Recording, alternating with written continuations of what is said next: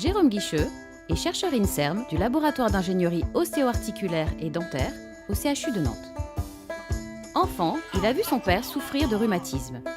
C'est là qu'il a décidé qu'il serait chercheur pour trouver des solutions. Aujourd'hui, Jérôme est devenu directeur de recherche INSERM et co-directeur du LIOAD INSERM U791 après avoir travaillé pendant 20 ans sur la médecine régénératrice du squelette. Il n'y a pas que le père de Jérôme qui souffre de rhumatisme. 10 millions de Français aussi. Avec le temps, les cellules perdent leur capacité à bien réparer les tissus, entraînant ainsi des rhumatismes. L'idée, greffer des cellules régénératrices. Mais il y a un problème. Beaucoup d'entre elles meurent à l'implantation dans un tissu malade.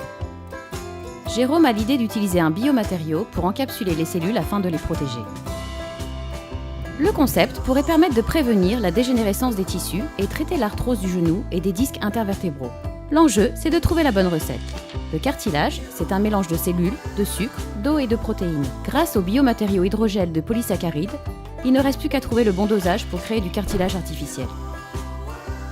Jérôme se pose alors la question du financement. Il se tourne vers la Fondation Arthritis et les autres institutionnels. Jérôme s'attache donc à répondre à plusieurs appels d'offres scientifiques. Lauréat, il peut commencer son projet de 10 phases. Phase 1 et 2, in vitro. Fabriquer le biomatériau, vérifier qu'il est compatible avec la vie des cellules du cartilage. Phase 3 et 4, in vivo. On prend du cartilage du nez, on le mélange au biomatériau. Ce système fonctionne sur les chevaux. Jérôme voudrait le tester chez le sportif en prévention de l'arthrose.